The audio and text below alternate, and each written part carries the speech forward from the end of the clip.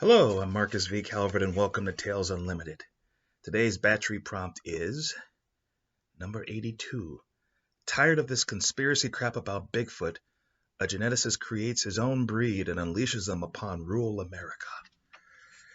Okay, I could go on and on about who this person was and how he came to have the resources to create his own Bigfoot, but I will change the perspective of the prompt and stay on the prompt by saying, okay, you have a bunch of Bigfoot hunters. I think there might have been even a reality show about this, if memory serves. But let's just say they're amateur Bigfoot hunters who received an anonymous tip that there's a Bigfoot sighting in a patch of woods somewhere in some state, middle of nowhere.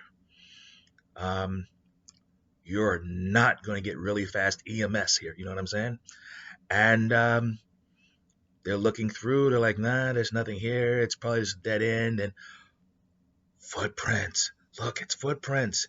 And over there, big pile of poop, reddish poop. That's not like bear poop or something. That's get the camera. Get the cameras, guys. Wait, whoa.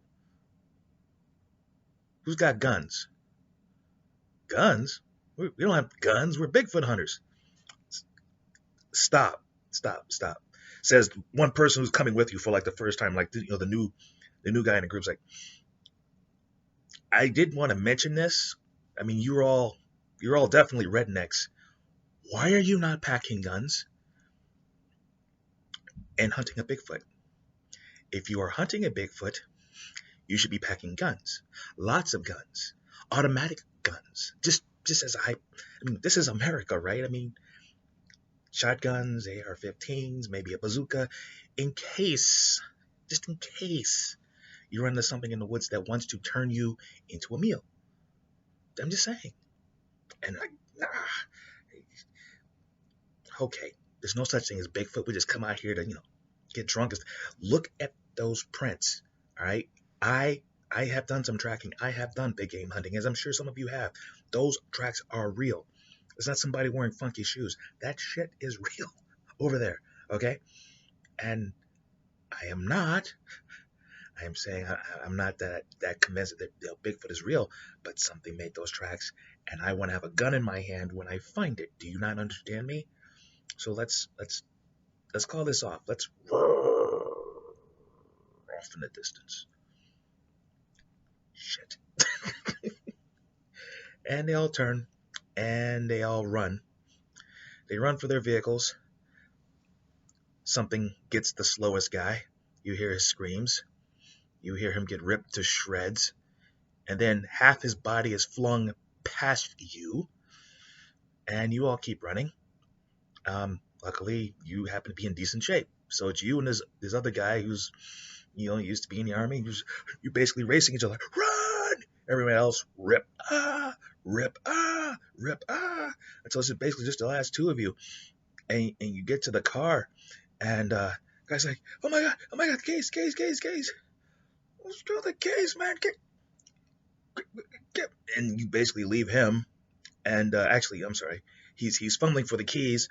And this big clawed hand grabs him by the throat and just snaps him like that. Picks him off his feet and starts eating him. And then you applaud. Very good, Francis, very good. Who's a big footy? Yes, you are. As your creation eats this clown. I mean, seriously, Bigfoot hunters in Bigfoot country without guns. I'm sorry, I twisted this on the fly, but that's how I'd spin this story. Yes. You created them, you unleashed them, you joined Bigfoot hunters, and you lead them to their deaths, group by group by group. How would you write it? I'm Marcus V. Calvert, and this is Tales Unlimited. Please check out talesunlimited.net. That's where the pod links and the book links are. Podcast and book links are. If you like how I think, maybe you like how I write. What are the podcasts? Well, there is the Batchery Daily Prompt and the Disturbing Thought of the Day, both are dailies. Also, there is the links to Amazon. Sorry, I need some caffeine in me. the links to Amazon. You hit the links, they take you straight there. Books are available in print and ebook form. Now, what are these books about? Well, there's the Batchery series. Think 200 unusual writing prompts and little wisdom on how to write that first novel. For those of us who may have lost years of our lives trying to figure it out, there's actually a way to do it, in my humble opinion, a reasonably challenging but rewarding system.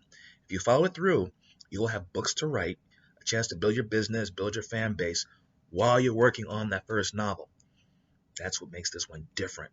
On top of that, 200 unusual writing prompts are good for storytellers of varying stripes. So you can be an evil GM, a game designer, short story writer, screenwriter, comic book writer, even a veteran novelist who has no problems writing books, just finding good ideas for them. Well, come to Batchery. 200 unusual writing prompts in the hands of a master. Who knows what you might come up with.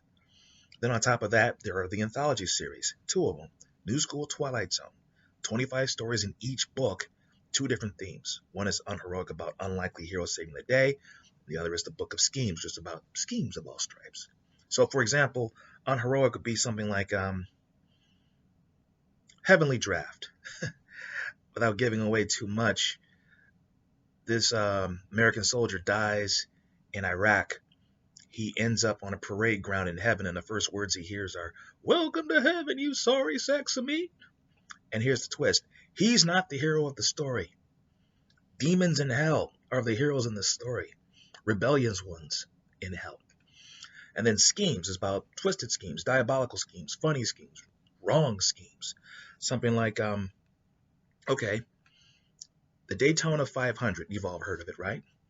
Well, how would you arrange, plan, or scheme out the Daytona 500 if you added a 0 to it and put it on another planet? That was the challenge I gave myself some years ago, and I turned it into a short story. It was fun, especially with tanks and the pit crew having to ride with you or you die. It's fun, really. And then there is the novel series. Think I Villain. I just ended the series, 4 books. Beautiful. Sin City with superpowers. Takes place a year after a superhero apocalypse. 99.1% of all heroes are dead. And in the midst of all this, a guy who helped kill these heroes, his name is Benjamin Clyde, gentleman fixer, dude in a suit, bit of a burger gut, yet he has the best mercenary firm in the world. Everyone comes to him because he has a hand-picked army of supervillains. Some are brilliant, some are strong, some are fast, some can teleport across the planet. They have powers, skill sets. He picks the best of the best of the best and produces miracles. That's why everyone uses him. Good guys, bad guys, anybody. Until one night, he has to give it up to people worse than him. No more minions, all of his cash gone, has to fire everybody, can never be a crook again. And they tell him, as a joke, as a prank, as a cruel twist of the knife, he has to personally fight crime in the superhuman crime capital of the world. Personally. Takes a night off, he dies. Anyone helps him, they die. If he leaves town, ever, he dies. They wish him good luck. And they expect him to die in a week because he has no history, no past, because he scrubbed it. He's Black Ops, retired. He has powers, doesn't want to use them. Now he has to. So he not only survives, he thrives. He not only thrives, he starts a new business. He calls it I Villain. And what do? They go after the worst villains, kill them, and take their stuff. And I'm starting the next, I guess you could say, series, a spin-off in this world, told from the perspective of some of those heroes who survived.